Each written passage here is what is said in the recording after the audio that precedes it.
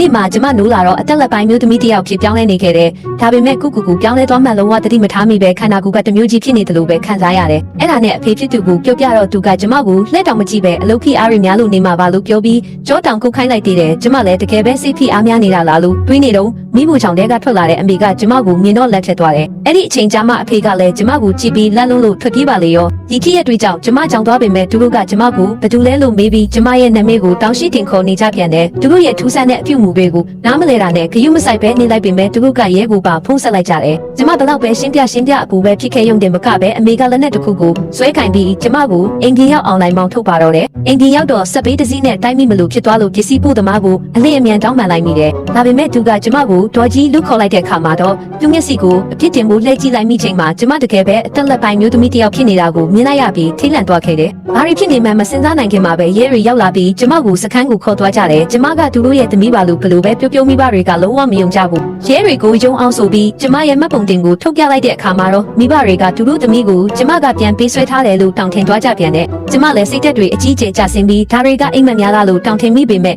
ရဲရရှိရဲ့တုတ်ပြန်မှုတွေရတာဟာတကယ်ဖြစ်နေမှန်းသိလိုက်ရတယ်။ဘလို့မှရှင်းပြလို့မရတော့တာနဲ့ခိုးထွက်လာခဲ့ရကဖေးဆိုင်တစ်ဆိုင်ထိရဲရရှိကလိုက်လာခဲ့တယ်။ကျမတို့သွားပြီးလို့ထင်နေတော့မှပဲသူကကျမရဲ့ရုပ်တွင်ကိုကြည့်ပြီးတောင်းပန်စကားပြောကထွက်သွားခဲ့တယ်။အဲ့ဒီအချိန်ကျမှကျမဟာမူလိုက်ရုပ်တွင်တိုင်းပြန်ဖြစ်သွားမှန်းသိလိုက်ရတယ်။အင်ကိုတတိထားပြီးပြန်လာတဲ့အခါမှာတော့အမေကအဲ့ဒီအမျိုးသမီးကိုဒါနောက်တစ်ခါတွေ့ရင်တော့မှတ်လောက်သားလောက်အောင်ကိုရိုက်ပြစ်မယ်လို့ပြောနေတာကိုကြားလိုက်ရတယ်။ဒါပေမဲ့အဆိုးဆုံးကတော့နောက်တစ်နေ့မနက်မှာကျမဟာအသက်လက်ပိုင်းမျိုးသမီးတစ်ယောက်အဖြစ်ထပ်ပြီးပြောင်းလဲသွားပြန်လာပါပဲ။